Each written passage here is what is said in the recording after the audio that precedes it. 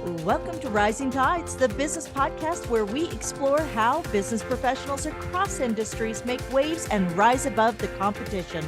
Join Angela Merziff and myself, Kim Hayden, as we talk to inspiring business professionals from entrepreneurs to executives about the strategies and tactics they use to get ahead. From their failures to their successes, you'll get an inside look at what it takes to make it in the business world today. Morning, Kim. Good morning, Angela. How are you today? Good. You feeling better? I am. Last week?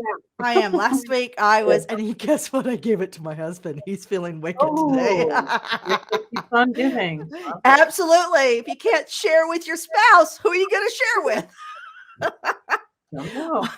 Oh, sorry. That's, everybody, all the other people are going, oh, thank God I'm not married to her. I'm excited today.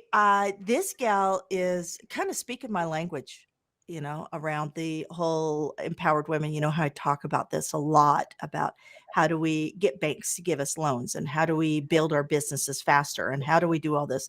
And I'm excited to sit back and just listen to how you come in from the branding perspective, from that foundational piece and start that language. Because I think that, as you've said, this seems to be kind of a component a lot of us miss. Like, the people like me, I'm the one running through the fields going, I'm going to do this, right? And you're the one going, okay, wait a minute. Let's put all the pieces in place. And I think we're going to get a lot of good information today. Yeah, I really do too. I'm excited to listen and learn from our next guest. Awesome. Speaking of next guest, our next guest is Dr. Heather Backstrom. Ooh, this is a cool name. Dr. Heather Backstrom is an accomplished coach, facilitator, and speaker. She's passionate about the cultivating empowered women leaders. She wrote a book, Collaborative Confidence: How Women Leaders Can Activate Self-Awareness, Amplify Their Authentic Talents, and Accelerate Workplace Change, to be an enduring bond between women that propel them forward together. She coaches leaders at all levels, including C-suite, vice president, and director. She enjoys traveling and has floated on the Dead Sea, walked on the Great Wall of China, and ridden in a hot air balloon over Stockholm, Sweden. I just want to be in her. I want to be in her suitcase. Yeah, exactly. Heather, is there room in your suitcase? There absolutely. Yes, there's room in my suitcase. And as I was just mentioning when we were settling for the show, I was in your home country just last week in Vancouver, Canada. So another place of traveling. So it was beautiful to be there and had a terrific time. Good. And you came in the right season too. Oh, I know you're in California, so I think it would be a shock to the system to come here in the winter. So well done. Yeah. Probably so. Yes, I've lived in California most of my life. So yes, I did pick the right time and the a beautiful part. Well, Canada's gorgeous everywhere, but Vancouver just was pristine last week when I was there. Yeah, it's very pretty there. I love the ocean there. We don't have any ocean here, so we're landlocked. Yeah, but we do have mountains. We have beautiful mountains. If you're ever out this way, you must see those. The Colorado of Canada. That's what we are. Totally are. Well, welcome to the show. I've got lots of questions. I'm very curious about everything you're doing, and I want to dive right in. But before I ask you about your book and your workshops and what you're doing and how you're working with folks, I would love to know a little bit about your journey into how you got into executive coaching and leadership development. Sure. Yes. I'd love to share that story. And thank you again for inviting me to be in this conversation with the two of you. I'm looking forward to what I learned from you two and where the conversation leads us today. So thanks for inviting me to be part of your podcast. So my journey into executive coaching, facilitation, speaking, etc., it came out of corporate human resources. So I worked in corporate HR for a long time in some pretty large organizations. And for a good number of those years, I enjoyed human resources. I found it interesting, I felt fulfilled by it. Then, as often can happen in one's journey of their career, I started to become more interested in human development type of work, in coaching, training, working with teams, etc. And as that interest was growing, my work in human resources started shifting more toward performance management, writing people up for poor performance, terminating people, laying people off, investigations. What we refer to in the States, I don't know if it's different in Canada, but employee relations oriented work. So less human-centric work and more, negative work from my perspective. So anyway, that shift was happening. So I knew I wanted to become an executive coach and go into that line of work. So I went and got my doctorate. I became certified as a coach and got some other certifications to prepare myself to move into a coaching and leadership development type of role. And the intention originally was to just get employed by another company, just to move and get employed in that capacity by another organization. But sometimes life, things happen that we don't plan for. And I just didn't, I would apply and I never got hired, let alone interviewed anywhere. Fast forward to the end of my HR life. I was working in human resources. I was really depleted at that point. I mean, work just drained me every single day. And the universe intervened because I made a mistake at work. I got written up for the mistake. So one of those written warnings that I had issued to so many people over the years, I was the recipient of that. Completely owned up to the mistake. Yes, I did it, And that was the little, last little poof of the universe nudging me to, you need to really do something different. You've been wanting to do this for years, and now this is, that was the last thing that made me decide to go ahead and quit my job. And I quit completely without any clients or anybody lined up at all. I also thought about, before I quit the job, I thought, well, Heather, you don't want to lay on your deathbed and say you didn't even try. So I did not want to have that regret at the end of my life. So I thought, I'm miserable, I feel miserable, and I know I don't want to have that regret. So at least try. And if it doesn't work out, it doesn't work out. And you get to say that you gave it a shot and you tried. So anyway, yeah, I quit my job, no clients, didn't know what I was doing. I'm here 9 years later. In some ways, I still am learning what I'm doing. But that's the journey into moving out of corporate HR into leadership development, executive coaching oriented work. Wow. So a bit of a happy accident, the entrepreneurial space that you're in now. Yeah. Didn't plan it, but here you are. Yeah. Yep. Yeah. I love what you said, at least try. Like, you can always do something else, right? I think a lot of us are just afraid to even try something that's out of our comfort zone. Exactly.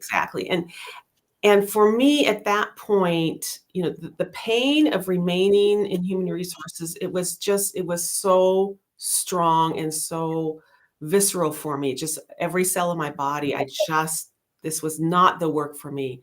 So the pain, the thought of staying in that pain versus the fear of going forward, like the fear was the easier choice, frankly. Like, I would rather move into that fear, into that unknown, than continue to live in that pain and that misery. And I wasn't doing, I wasn't doing anybody any favors, if you will, by continuing to remain in a job where I wasn't happy. True. You probably were not performing as well as you would have wanted to, right? Yeah. You were giving it your all. And it kind of sounds like you wanted to shift from something that had turned really negative to something positive, right? Exactly. You were dealing a lot with the negative stuff, like firing people and all that kind of thing. Exactly. Yeah. I feel, yeah. So what was, if I can ask, so you quit your job, you didn't have any clients right away. You decided to go out on your own and give it a try. Mm-hmm. What was the toughest part about building your brand from scratch and getting your first clients? What did that look like in the beginning? Well, it was scary, and that particularly that first year was very scary. I didn't know where my clients would come from, where my income would come from. I didn't know what I didn't know. I didn't know how to create a company or a business or the paperwork, anything, So I had to talk with other people or figure it out on my own. And even things like, how do I track expenses and receipts and things like that for taxes, etc. And the way I got my first client, I was very fortunate because I had a friend that I went to grad school with, and he works in the credit union industry. And he does a lot of strategic planning and member strategy work in the credit union space. And so because of him, I had been introduced to some credit union folks, and I knew that there was a HR credit union association. So I started attending these luncheon meetings of the credit union HR professionals. And one day at one of these meetings, I sat down and I literally sat next to a woman who was the VP of HR at a credit union. We got to chatting, we introduced ourselves, and she says, "Oh, we've been looking for a coach."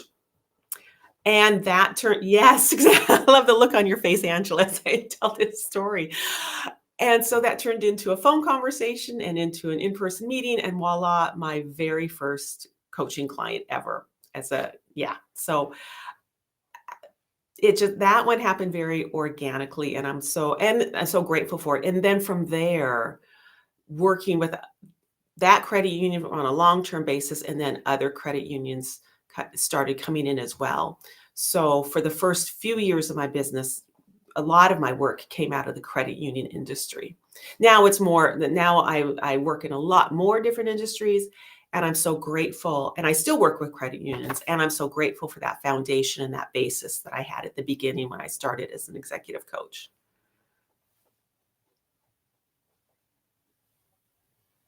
Oh, there we go.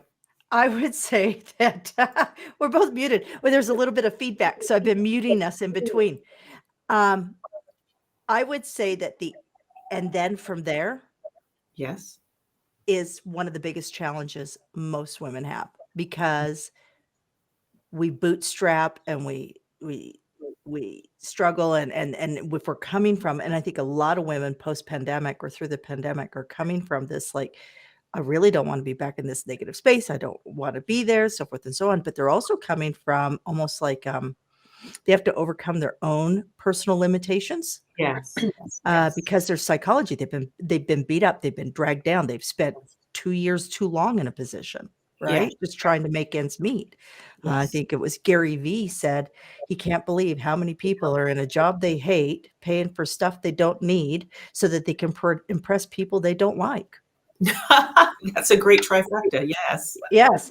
And I think when you get out and you become your own boss and you create a job you love, you start valuing what you have, and you surround yourself with people you like.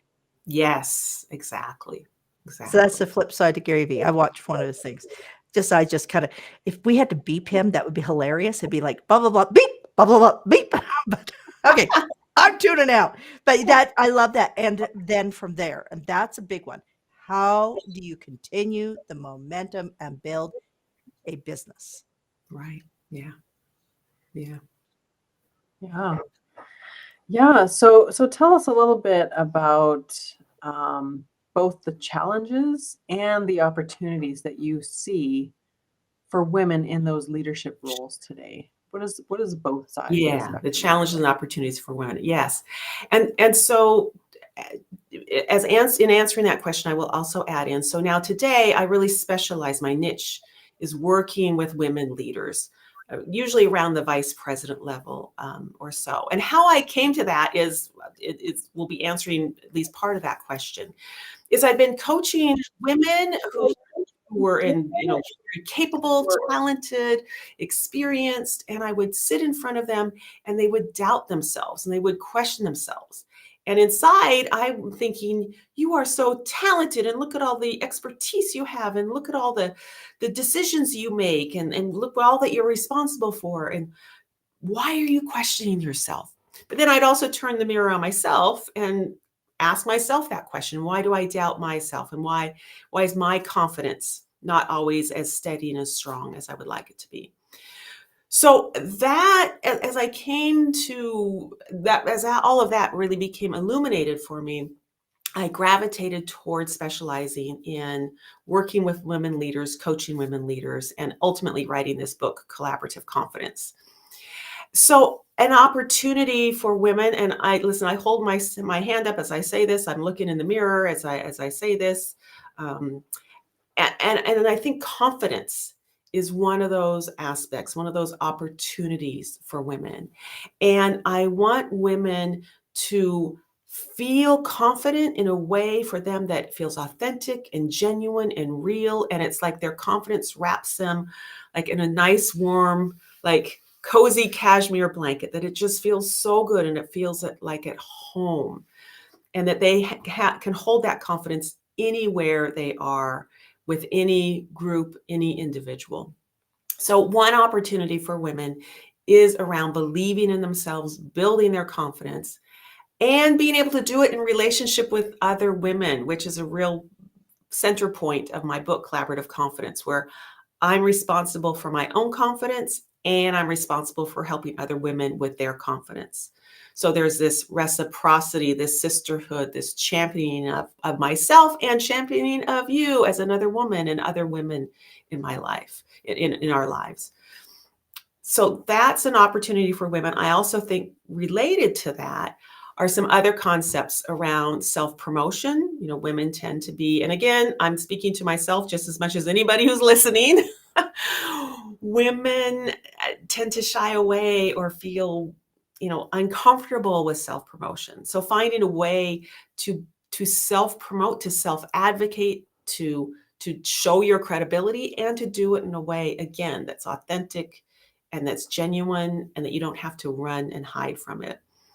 And then one other opportunity I will also add in here is women, I think, tend to often act in the workplace a lot more tactically rather than strategically, big picture, look at the big view.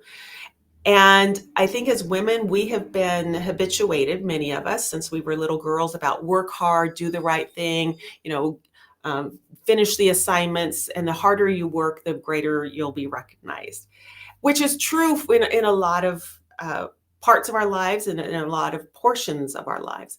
However, when we get into leadership positions, women really need to elevate out of that and into the bigger strategic, view of work, and less the more detail oriented, the more tactical I am, the more I have my head down, pen to paper, the better off, the harder I work, the better results I will get.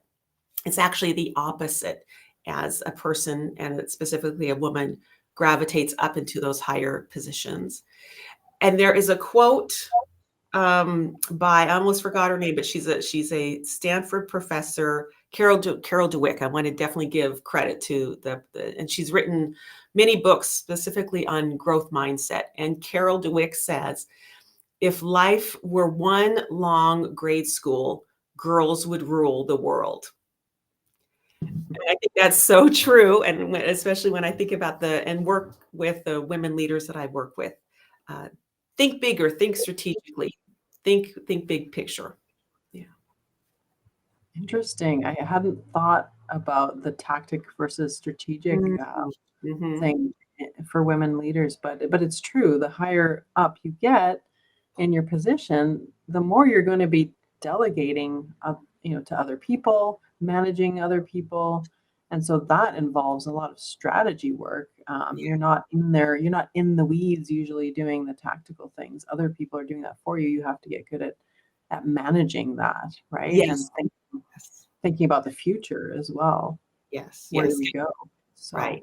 Yeah. Get good at managing that, and comfortable managing that as well. Yes, comfortable as to people looking to you as the leader. right? And having that confidence in yourself that you can then relay to other people. But it's so true what you say about the self-doubt.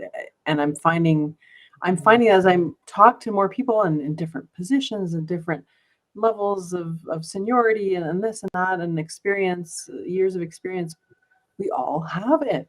And I was shocked and surprised. It's almost like the more you learn, the more imposter syndrome you get. I think we just want to all be excellent at what we do, which is great. But that imposter syndrome, that's a hard one to shake off a lot of times. Mhm. Yeah. So tell us, I know we touched upon the book that you've written, How Women Leaders Activate Self-Awareness, Amplify Authentic Talents, and Accelerate Workplace Change. Can you tell us what inspired you to write that book? I mean, other than what you've talked about, what made you take action and write a book about this? Yeah, so it was an iterative decision and experience. So I came up with this idea, collaborative confidence. So first, what ended up being the title of the book is actually what came to me first. And I was thinking about the women that I coach, and again, as I was also thinking about myself. We talked a moment ago about confidence. So I was reflecting on women and really holding their confidence. And then also reflecting on that I believe women want to be relational. We want to be in community with each other, right? We want to be in connection with each other. So I came up with the idea of collaborative confidence, and they just marry together. Literally, it came as a light bulb one day. I didn't sit down and do a bunch of research. I didn't do focus groups. It was just some concepts noodling around in my head. And one day, oh, collaborative confidence. And so I coined the term, and what the term means is I am responsible for my own confidence, and I'm responsible for helping other women with their confidence. So again, that reciprocity that I mentioned a moment ago. So that's where collaborative confidence came from. I then created a coaching program, a collaborative confidence coaching program for women.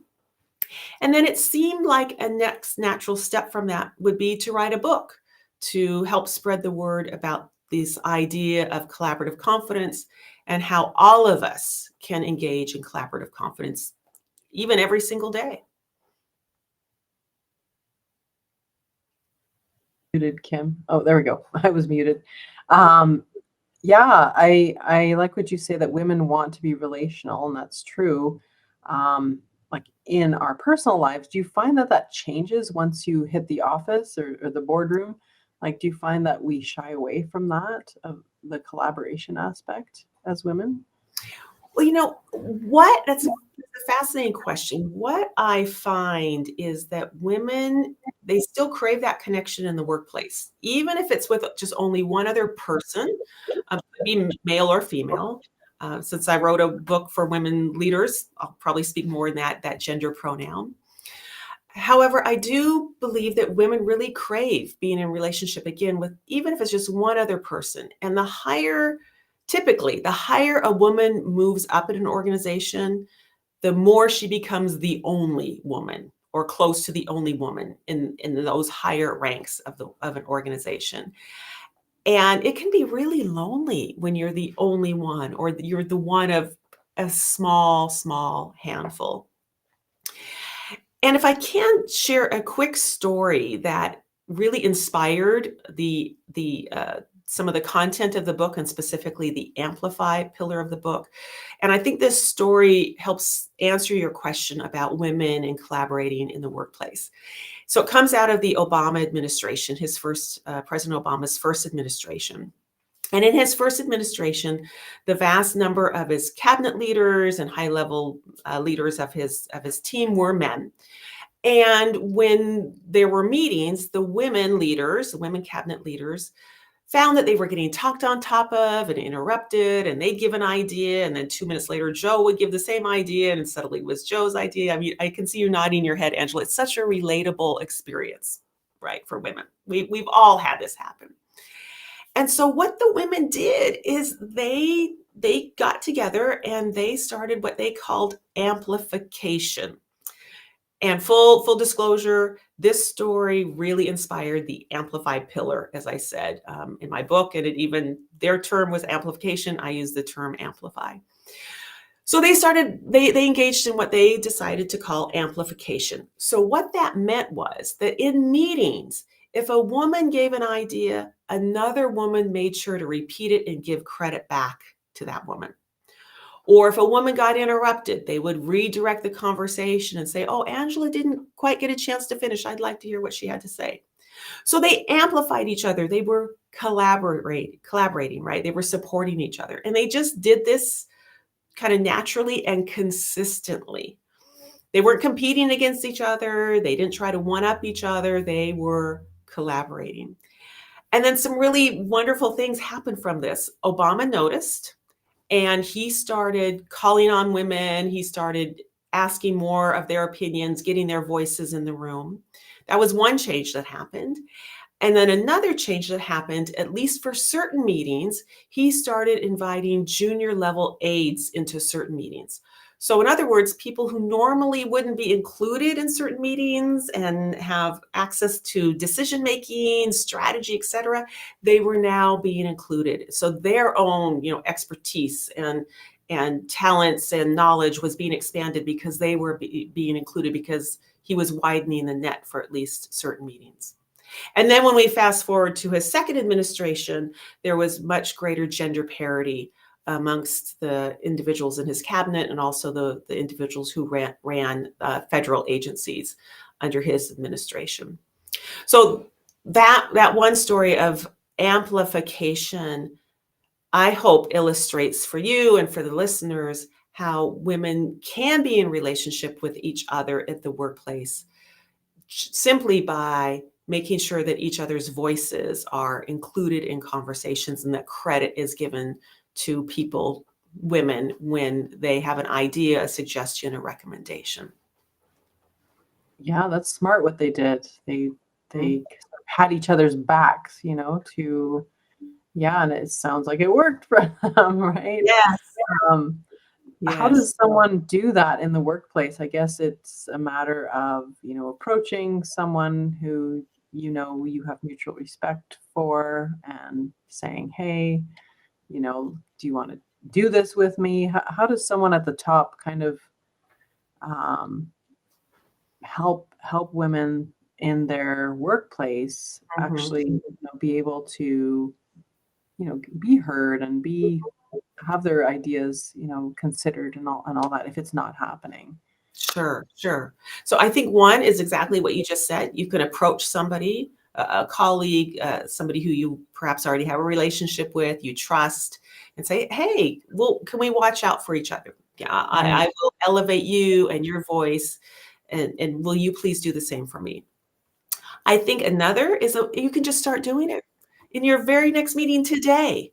Just start paying attention to who was talked on top of or interrupted, or whose idea wasn't attributed to them, and just interject in the conversation. Oh, I'd like to go back to so-and-so. I didn't quite finish hearing what they said. Or that sounds like a great idea, Angela, that you just mentioned. So I think another is just organically, naturally just start doing it on your own.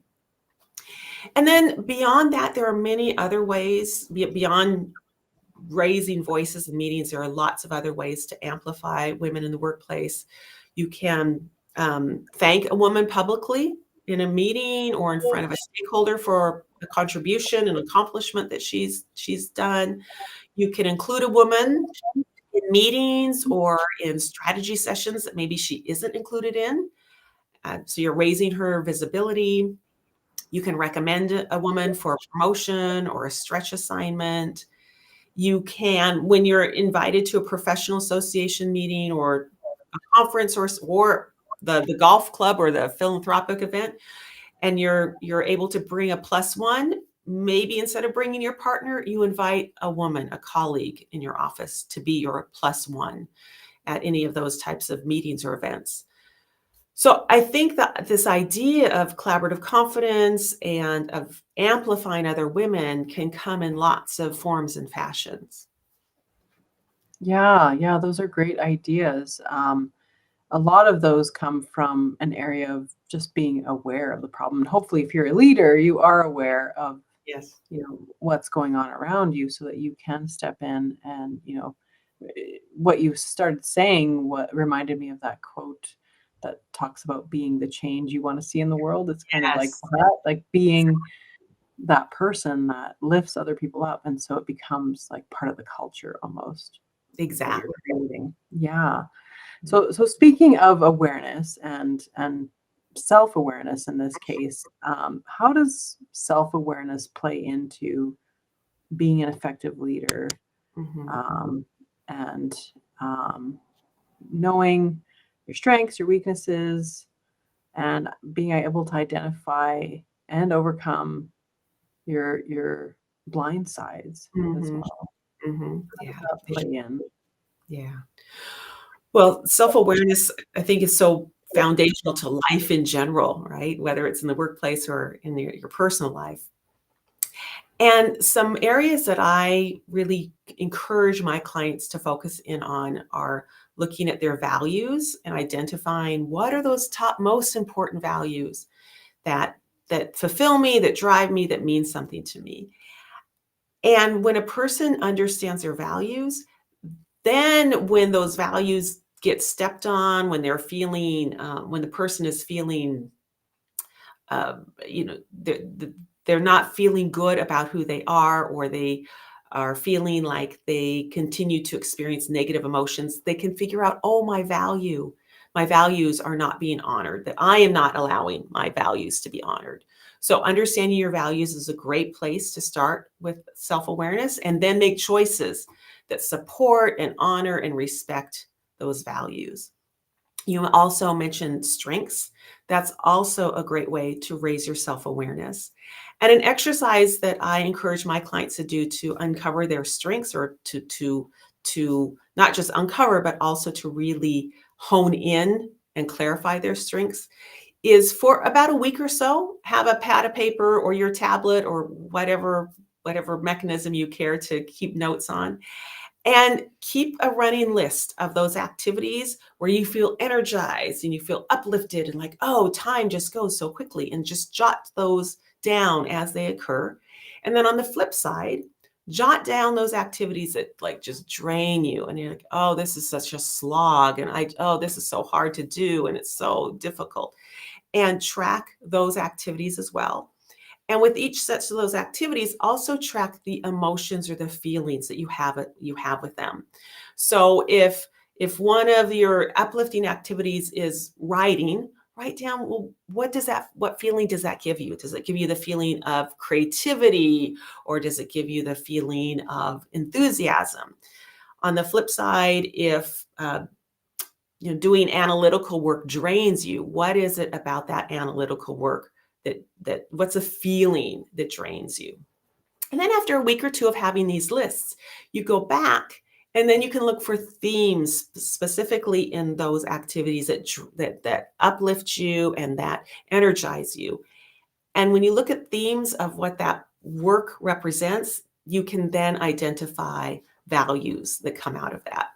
Now, the trick then is to minimize work that drains you, and to maximize and leverage the type of work that uplifts and energizes you. So that's one strategy that your listeners can use to hone in on and clarify their strengths. Excellent. Yes. And then a good reason to hire an assistant for those things you don't want to do. Exactly. Or to delegate, or right, Delegate. Yeah. exactly. We can't all be great at everything. Like we just can't. Right. And we can, and it's not realistic that we only do work that we really love. We're going to do work that drains us. However, if most of our work, 70%, 80%, whatever the definition of most is for each of your listeners, if most of your work is that energizing, strengths-based, uplifting work, and the smaller portion are the activities that drain you, you're probably in a pretty good position, because most of your work fulfills you. Right. Yes. Of course. We will all want to be there in Yes. that space, right? Where most of Yes. it fulfills us and we love it and we're good at it.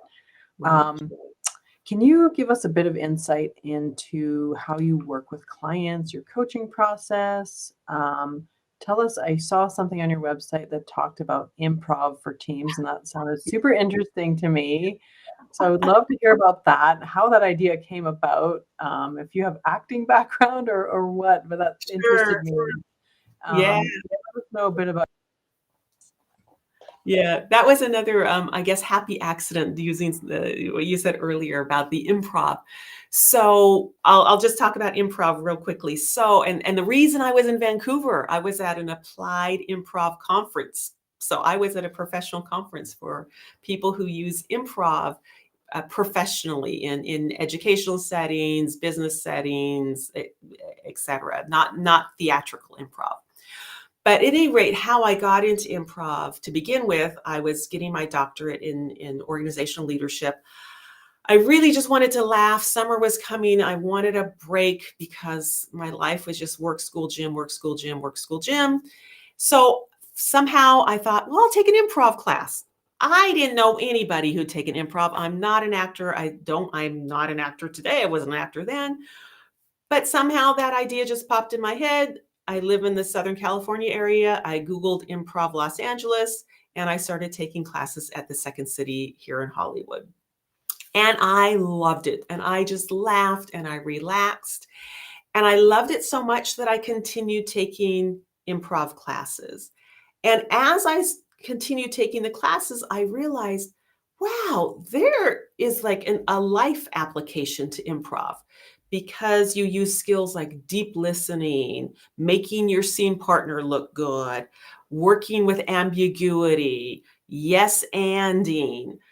So as I was doing this purely for my own fun and enjoyment, I was not pursuing acting. I discovered that I can use this with my clients. And so I started infusing improv activities into workshops that I facilitated. As time went on, I came to find out that there is an association of applied improv network. And they are people like me, coaches, consultants, therapists, educators, etc., who use improv in an applied manner. In other words, again, to facilitate teams, to facilitate decision making, etc. So that's why, again, I was in Vancouver for the Applied Improv Network conference. Yeah. Oh, that's so cool. I love that story. I love when things just kind of fall together like that and you get these great ideas Yes. from just random things you've tried, right? Right. Exactly.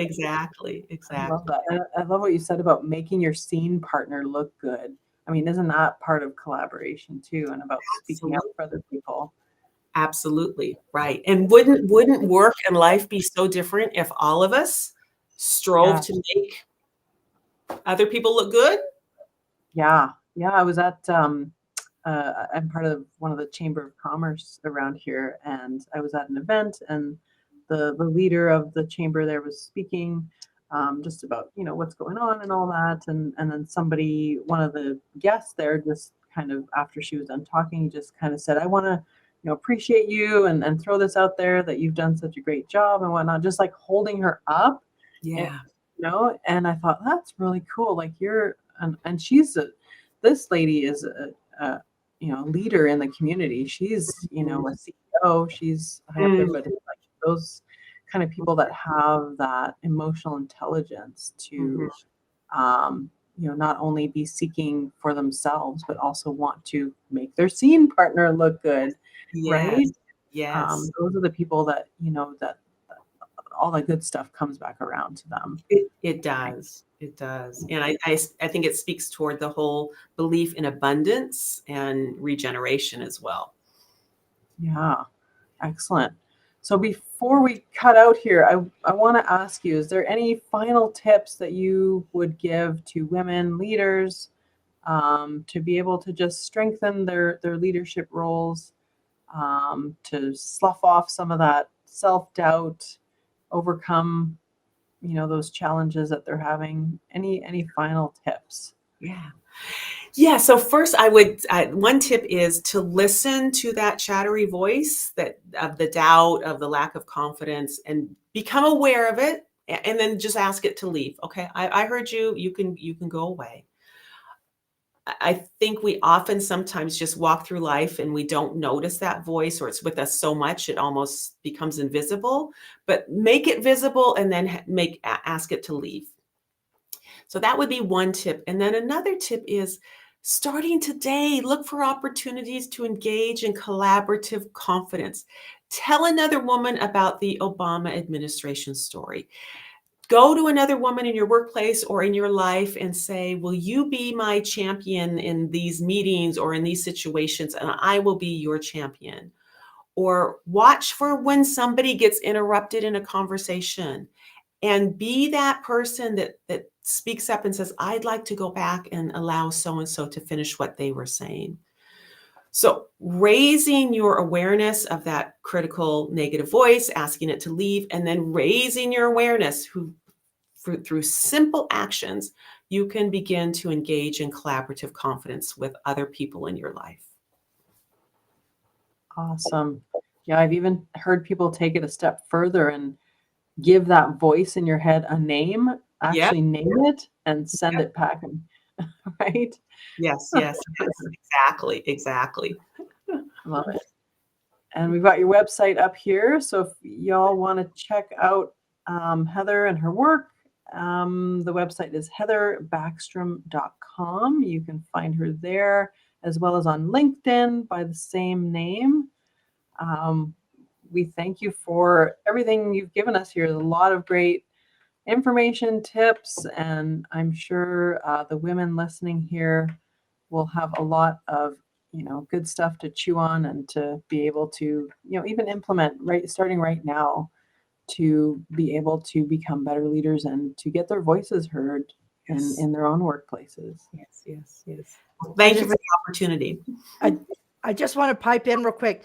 You have a free chapter, is that correct? On your website, there's yes. So tell us what the readers can expect when they go over and grab that free chapter.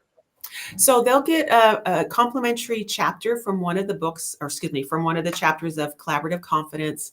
And once they get in touch with me or get in touch through you to me, then I will send them a PDF of that particular chapter. And can they just get that on your website also? Is that like... Currently it's not on the website, but if they contact you or contact me, my email is heather@heatherbackstrom.com. And if they mention the Rising Tides podcast, I'll be happy to email them the PDF of that chapter. Awesome. Because we know everybody likes to get a little bit more engaged. They know who you are. Yes. Now it's now they can learn, right? Yes. Thank you for making sure that was included. Appreciate that, Kim. Absolutely. I like my freebies. And where can we get the whole book? Sorry, where can we get the whole book then? Is it in hard copy? Yes. So the book, Collaborative Confidence, is available at all of your booksellers, Barnes & Noble, Amazon, etc. And there is both the Kindle version of it as well as the paperback version. Excellent. I hope everybody goes out and gets that book. Sounds like it's packed with a lot of good information. Okay. I love collaboration. Yes. Otherwise my house would never get cleaned. So I am, it's exactly, you're preaching to the choir. Love everything you're saying, Heather. Everything you're saying. Thank you. All righty. Angela, is your cup full? Absolutely. I love it. I mean, this whole podcast is about collaboration and raising the tides for everybody. So this is a perfect topic that we dove into today. So thank you for sharing, and thanks everyone for watching. Excellent. All right, Heather. All right. You're a rock star. Love what you're doing. You two are rock stars. And again, thank you for inviting me into the conversation. And thank you to all your listeners for tuning in. Amazing. Thanks, Heather. Okay, bye for now. This show is sponsored by Be Bold Branding. Kick that yawn-inducing mission statement to the curb. Visit BeBoldBranding.ca and grab your Bold Manifesto Workbook to create a bold message that connects. Thank you for joining us here at Rising Tides, your business podcast. Be sure to like, subscribe, comment, and share. And you can follow Angela and Kim over on LinkedIn.